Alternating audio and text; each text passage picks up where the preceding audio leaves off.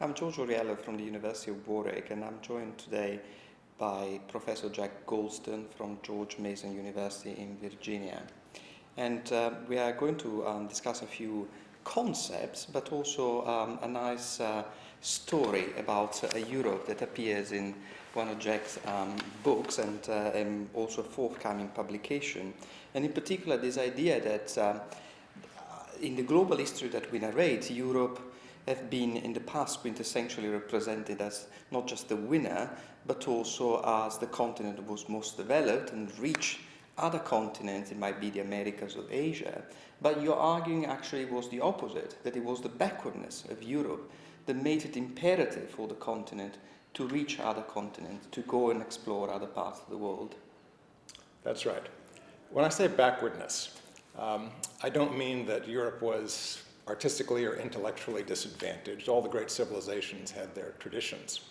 But in terms of material production, with the few exceptions of Venetian glass works and Belgian tapestries, most of the productions of Europe were fairly basic. They were not goods greatly valued in international trade. They weren't things that were widely desired. If you look at the royalty of Europe, they clothed themselves in pearls and gems that all came from Asia, in exotic furs that came from Africa or Russia, and particularly in tapestries, rich printed cottons and luxurious silks that came from the Middle East or India. You told us about this possible material backwardness or possibly a disadvantage of Europe, but what were the causes of these disadvantages for Europe? Mainly geographic isolation. If you look at all of Eurasia, going from Japan to Ireland as one body, the real sources of wealth were primarily in the Indian subcontinent and in the core areas of China. A little bit less so in Japan, a little bit less so in South Asia, all those were also productive areas. But these regions, China and India, had been connected by trade through Southeast Asia for a very long time. And parts of the Middle East, areas that were producing coffee, and areas of Africa producing gold and ivory were also brought into this.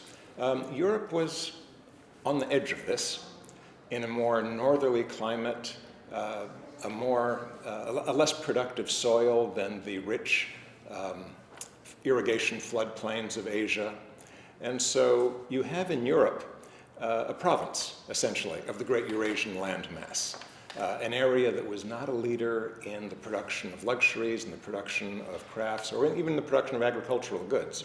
The profusion of tropical goods, everything from sugar and indigo that was available in India, those things just couldn't be grown in Europe.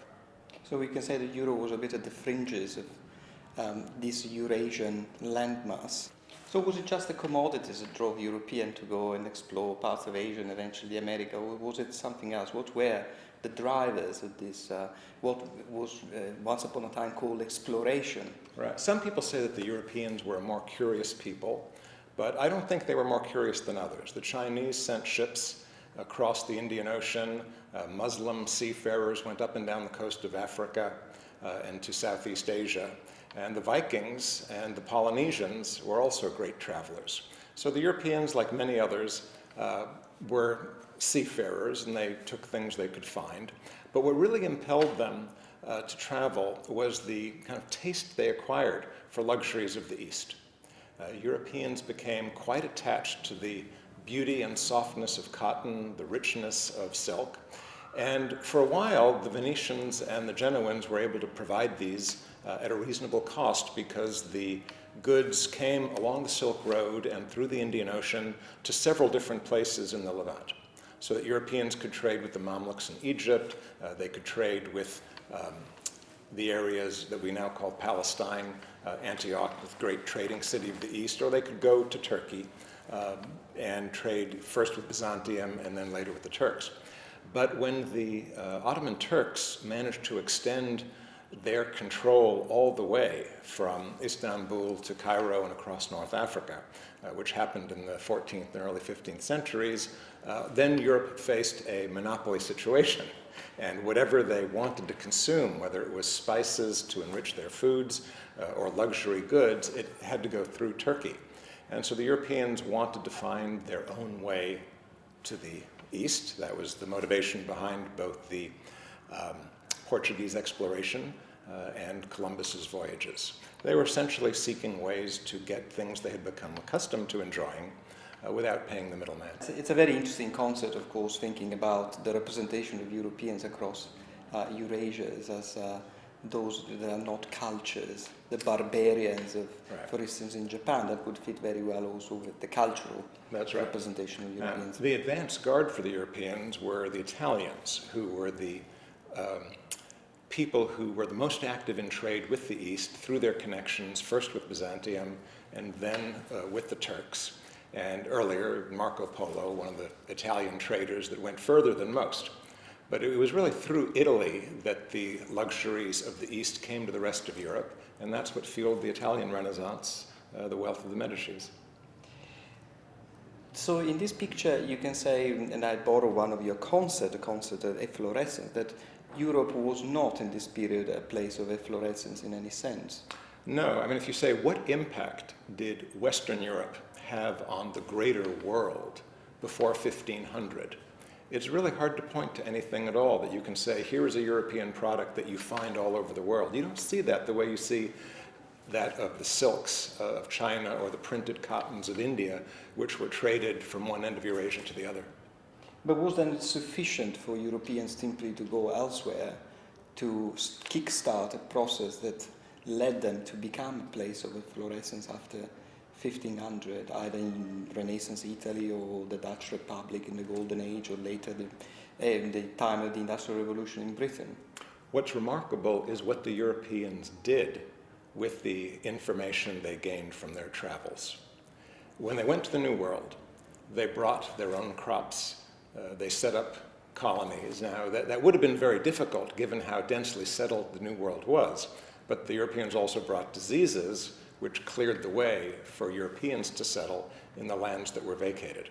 There was an early expedition to Massachusetts around early 1500s, and they reported, I think it was a French expedition, they reported that this is a nice area, but it's much too densely settled with Native Americans for Europeans to find a space there.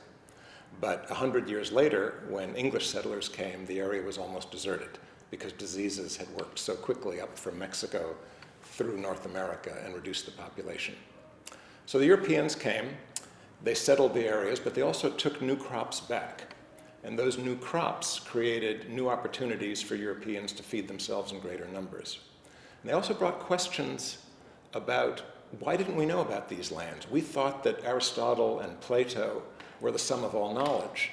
And now all of a sudden it was like, wait a minute, we have a lot to learn about this world. There's much more out there than we had gained from our own history or from the knowledge that we got only from the Mediterranean and the North Sea.